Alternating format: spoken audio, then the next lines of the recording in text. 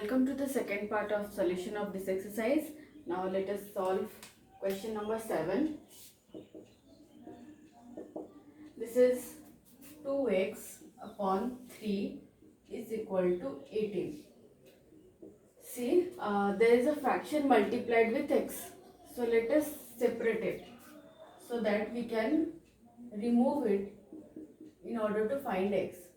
See, I have written it like 2 upon 3 multiplied by x. This is same as the previous one. So the value remains the same. We just changed our way of writing. Now let us remove the total fraction. As 2 upon 3 is multiplied here, it will be divided in the alternate side. So it is 18 divided by 2 upon 3. This implies x equals to, we know how to divide fraction with number. So it is 18 multiplied by 3 upon 2. When we replace multiplication sign with division sign, we multiply the reciprocal of that fraction. So x equals to, let us see if we can cancel. 18 is cancelled by 2, 9 to the 18. Then multiply 9 with 3, that is 27. So the value of x is 27 for this equation. You can also cross check the value. Now let us solve question number 8. That is 1.6 equals to y upon 1.5. See, our variable is present in the right hand side. Let us bring it to the left hand side and interchange the sides. So I am writing y upon 1.5 equals to 1.6. This is same as the previous step. The value remains the same. We can do this step. We had already discussed about it in class 7th. When we interchange the sides of the equation, the value remains exactly same. There is no disturbance. So let us remove 1.5 from LHS. This has been divided here, and when we find the value, we need to multiply with RHS, that is 1.6. Let us multiply the two numbers 1.6 and 1.5. This is same as plain multiplication. 6 5 are 30, 0 and there remains 3. This is 8. 5 1s are 5 plus 3 is 8. 6 1s are 6 and 1. So this is 0. This is 240 and there are two decimal places. So decimal will be placed after 2 place from right side. Y equals to 2.4. So the value of y for this equation is 2.4. Now let us solve question number 9. This is 7x minus 9 equals to 16. See, there are two numbers present along with x in left hand side. We need to remove one after another. We already remembered the Bodmer's rule.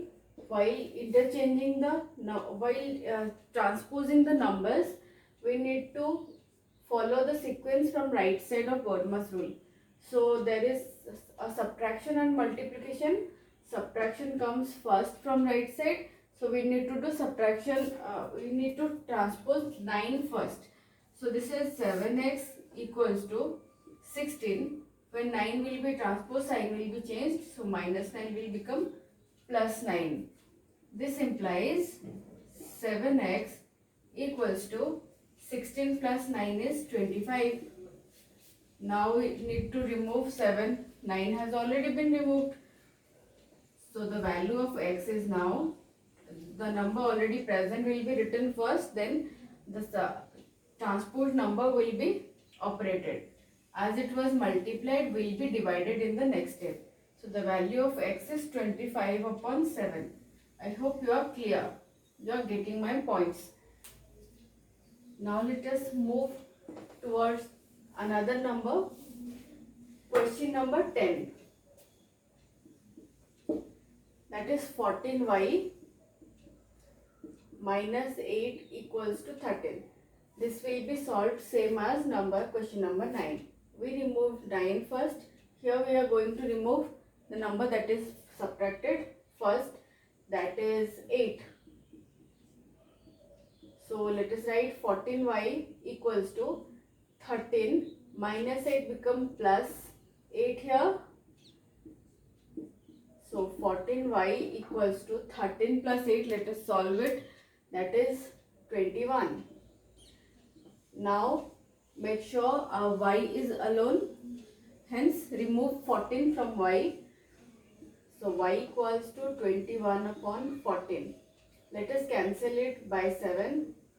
It becomes 2 and 7 3s are 21. So this is 3 upon 2. This implies y equals to 3 upon 2. This is the value we got for y from this equation. This is so simple. Let us proceed to another one. Number 11.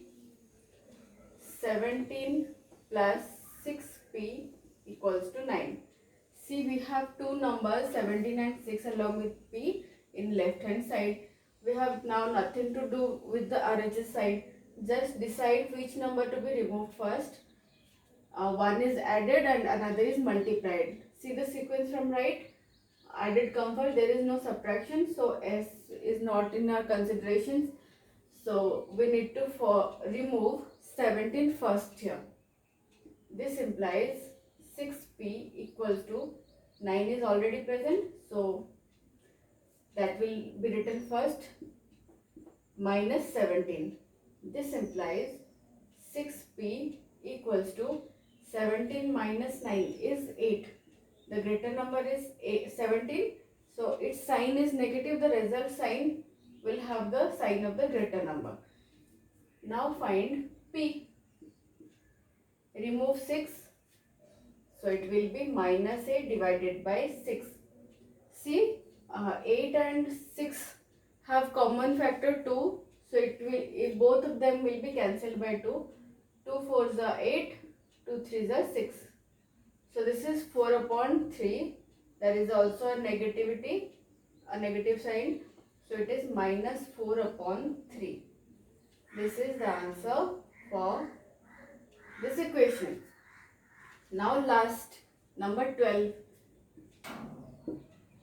X upon 3 plus 1 equals to 7 upon 15. See, we have a number added and a number divided. So, addition and division. Which comes first from right? Addition. So, the number added will be removed first. So, we are going to remove 1. X upon 3 equals to 7 upon 15 minus 1.